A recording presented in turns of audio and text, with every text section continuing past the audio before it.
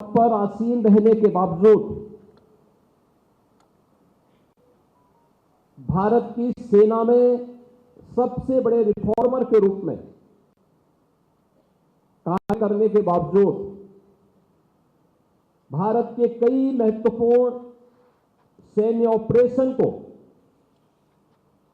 उनके नेतृत्व में सफलतापूर्वक आगे बढ़ाने के बावजूद जब जनरल रावत से कभी मुलाकात होती, वही सहजता, वही सरलता, हृदय को छू लेने वाली एक भावनात्मक लगाव, लेकिन मातृभूमि के प्रति उतना ही समर्पण का भाव, ये बहुत कम देखने को मिलता है। मैंने उन्हें गोरखपुर में गोरखपीठ के द्वारा संचालित संस्थाओं के एक समारोह में आमंत्रित किया था और कितनी सहजता सरलता थी, बच्चों के प्रति कितनी उदारता थी, कितनी संवेदनशीलता थी, लेकिन मातृभूमि के प्रति उतना ही समर्पण और देश के दुश्मनों से निपटने की उतनी दृढ़ इच्छा शक्ति उनके अंतःकरण में भी देखने को मिलती थी। जब कहीं भी उनसे मुलाकात होती थी, उत्तराखंड के कुछ कार्यक्रमों में मुझे उस दौरान जाने का अवसर मिला था जिसमें जनरल बिपिन रावत जी मौजूद थे, या दिल्ली के किसी समारोह में कभी मुलाकात होती थी, या फिर कभी उनका लखनऊ में आगमन होता था, तो हमेशा देवभूमि उत्तराखंड का भाव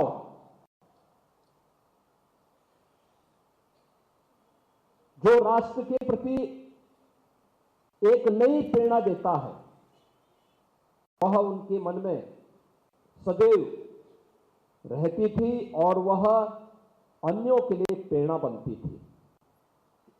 भारत माता के ऐसे महान योद्धा को स्मरण करना हर भारतवासी का दायित्व होना चाहिए और उनकी स्मृति को सैनिक स्कूल के माध्यम से हम आगे बढ़ा सकें, इस उद्देश्य से आज उनकी प्रतिमा और उनकी स्मृति में बने हुए सभागार के लोकार्पण कार्यक्रम के अवसर पर मुझे उनको स्मरण करने, उनकी स्मृतियों को नमन करने का यह अवसर प्राप्त हुआ है।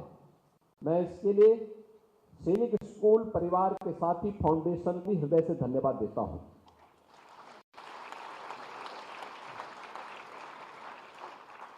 श्रीमद् भगवद गीता का यह मंत्र जिसे अक्सर, जिसके बारे में श्री मंजीत नेगी जी ने अपने उद्बोधन में कहा भी, वे अक्सर इस बात को कहते हैं, हर व्यक्ति को इस बात के लिए प्रेरित भी करते थे कि हतो वा प्राप्त से स्वर्गम जित्वा वा भोक्ष से महीम। यानी अगर युद्ध भूमि में शहीद हो जाओगे, बलिदान हो जाओगे, तो स्वर्ग का उपभोग करोगे, जीतोगे तो धरती का राज करोगे। या एक सैनिक के साथ साथ हर नागरिक पर बराबर लागू होता है।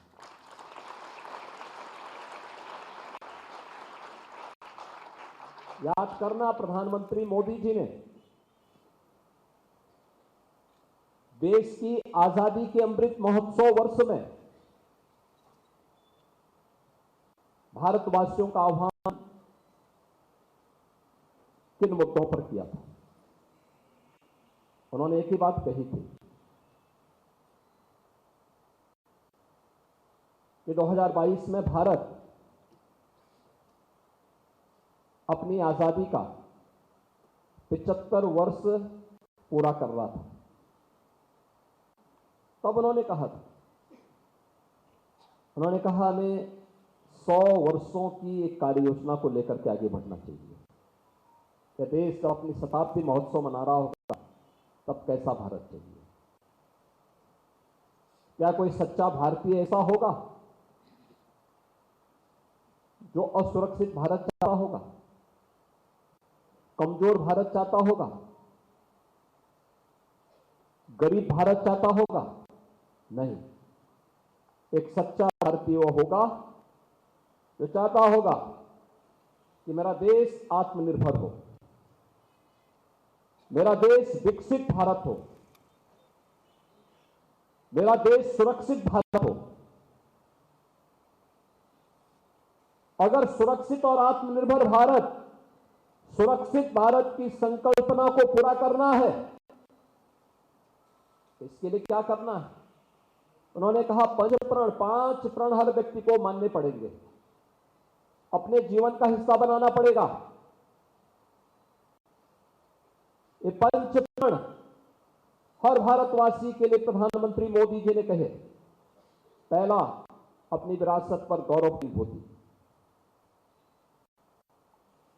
हम भारत के अंदर भारत के दैवीय महापुरुषों का सम्मान करते हैं, भारत के वीर सैनिकों का सम्मान करते हैं,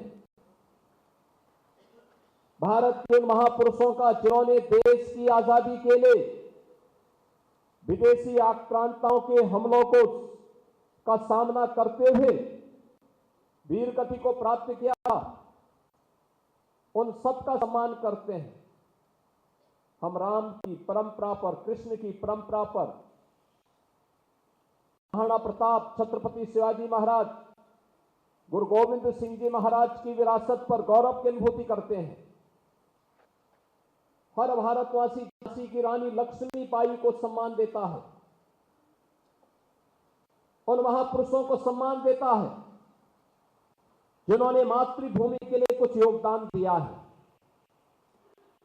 हमारी विरासत है, विरासत को नजरअंदाज कोई समाज कभी आगे नहीं बढ़ सकता, प्रगति नहीं कर सकता।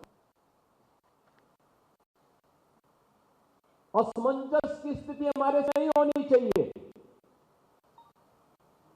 स्थिति स्पष्ट होनी चाहिए। दूसरा उन्होंने भारतवासियों के लिए किया था, गुलामी के अंशों को सर्वथा समाप्त करना। ये मान करके हम चलते हैं, देसी है वो अच्छा है, जो हमारा है वो अच्छा नहीं। ये गुलामी सीखता है। हमारे पास सब कुछ है, नहीं होगा हम पैदा करेंगे, हम उसको बनाएंगे, हम विदेशों पर निर्भरता समाप्त करेंगे, बल पर खड़े करेंगे अपने देश को। यह भाव भारतीय के मन में होना चाहिए और उत्तर प्रदेश देश आज उस दिशा में आगे बढ़ रहा है। हम उन बातों को आत्मसात करें, उस दिशा में आगे बढ़े।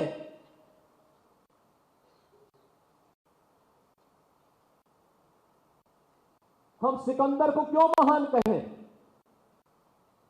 हमारा छत्रपति शिवाजी और गुरु गोविंद सिंह जी महाराज को, पृथ्वीराज चौहान को, जनरल बिपिन रावत को महान क्यों नहीं कहते?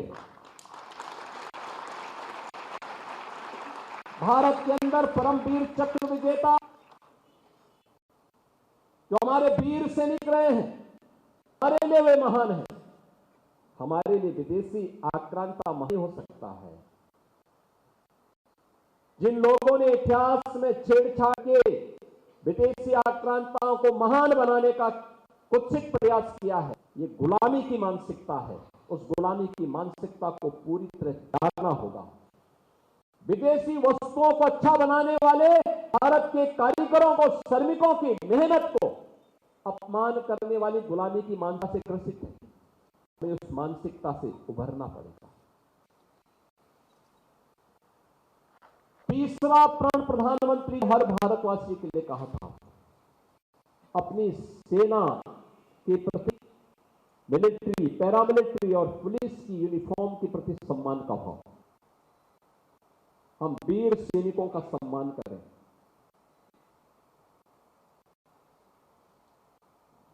उनके बलिदान को नमन करें। हम चैन की नींद इसलिए से हैं क्योंकि हमारा सैनिक सीमाओं की रक्षा कर रहा है।